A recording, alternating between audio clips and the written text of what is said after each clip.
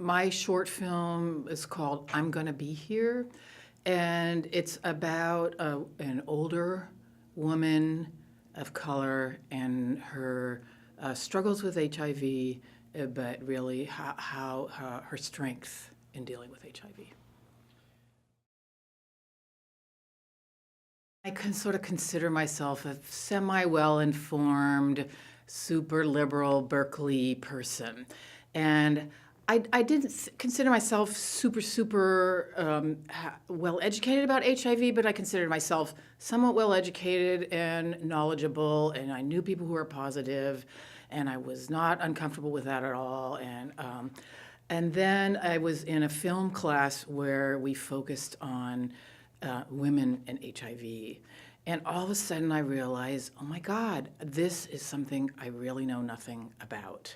And if I don't know about it, and I'm not informed, and I'm not even, well, I wouldn't say I wasn't comfortable, but I said, I really didn't know. I didn't have a clue.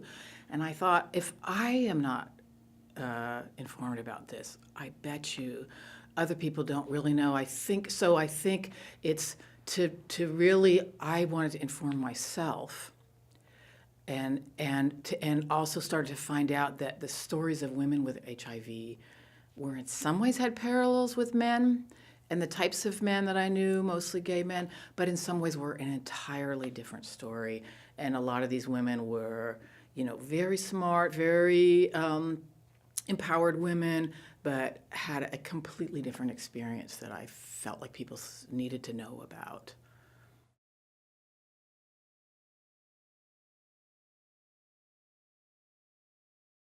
I had done a couple of other projects with women who are HIV positive before, and the protagonist in my film, Sylvia Young, I had met her in the course of that, and she was always very warm, very friendly, and just struck me as somebody, in Berkeley, hear this all the time, she's very grounded, and just a very cool person.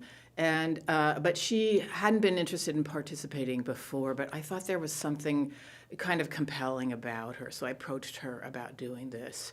And I thought she was a great subject because she kind of smashed some of the stereotypes. So I think that there's a couple of things going on. One, that people, including myself, when they're not informed, think that HIV is something that only men need to worry about and only gay men need to worry about. So I started to find out, no, we've got to set that aside. Women really are affected. And more affected, in fact, because we don't think that we are. But then with that also come stereotypes. So then people think, well, mostly men are affected, mostly gay men are affected, but some women are affected, and they are this type of woman and that type of woman. Maybe they're poor, maybe they're working the streets, maybe they're using drugs, this, that, and the other. That little bit of knowledge it's very important to make sure that doesn't devolve into stereotypes. So I wanted to make sure to show women that I thought defied those stereotypes. And to me, Sylvia, although she's a woman of color, I thought she was a great subject because she's a calm person, she's a maternal person, she's a mother, she's a grandmother. She does work that helps other women, that I think that people can relate to that and be comfortable with that. Even people, not just like me, not just the Berkeley liberal, not just the gay guys or the gay people in San Francisco, but middle America, everybody can relate to her and feel like she's a good person. And this happened to her. And I can see that this is not something people should be blamed for or stigmatized for. So I really hope and hope that she can be the face that makes people see, oh, wow, this can happen to anybody, and it doesn't mean they're a bad person. I knew that I wanted to film with Sylvia, and I met Alex, and he was going to do the videography on the film. And this was the first film that I had done where a DSLR was going to be used, and I had some conversations with Alex about how the kinds of strengths that sort of was a very new approach at the time. And he was kind of showing me some of the kind of soft focus and shallow depth of field approaches that you could use with that camera. And that really appealed to me. My background, I've been a photographer since I was a teenager. And so that approach of kind of melding, it's almost like melding photography and film he really showed me, but really appealed to me.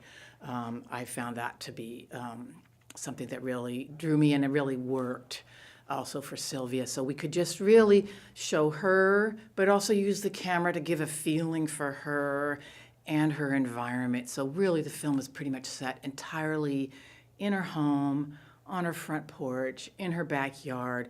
And that also, I think, hopefully I'm not being sexist here, but that also gives a feeling for a woman of the home and how important and central the home is for her, and you're in her home and her grandson is there, and you're in the backyard and there's toys in there. So I just thought that was very exciting for me, and I really it was a pleasure working with Alex and having his feedback on the way to use a DSLR to get that photographic look to a film.